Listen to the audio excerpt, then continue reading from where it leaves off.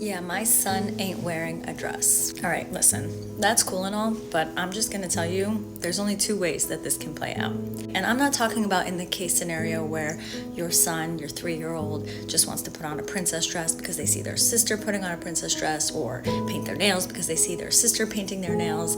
That doesn't mean anything. And if you say no to that, they're just gonna think you're a weird dad, that you're not very cool, and it's like, why are you letting my sister do these things but not me? And then you're gonna give them some ridiculous explanation, and they're just gonna be like, that makes no sense. I'm not talking about those cases, okay? I'm talking about in the case that your son is actually transgender and you don't allow them to wear a dress and you don't allow them to express themselves. And there's only two ways that this is gonna play out in your future, okay? And none of them end well for you. Number one, your child goes no contact with you.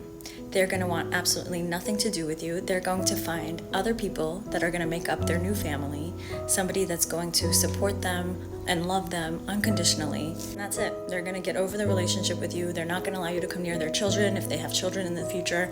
And that's going to be the end of the relationship for you guys, okay? That's the best case scenario.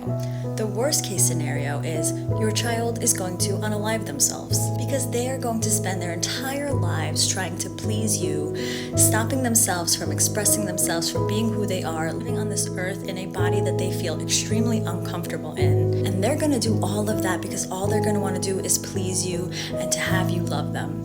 And unfortunately, knowing the types of parents that these parents are, nothing is going to be enough to get these parents to love their child unconditionally. As a pediatrician, I've seen a lot of these kids end up in the inpatient psych unit because of unaliving attempts, and it's 99% of the time because they have an unsupportive family. You don't have to understand it, but these are the facts. There is no other option. But then again, I wouldn't be surprised if a parent like you would be so embarrassed to have a transgender child that you would rather them go no contact with you, or even have them leave this earth so that you wouldn't have to explain to others that you have a child who's transgender. And that's pathetic. Have the day you deserve.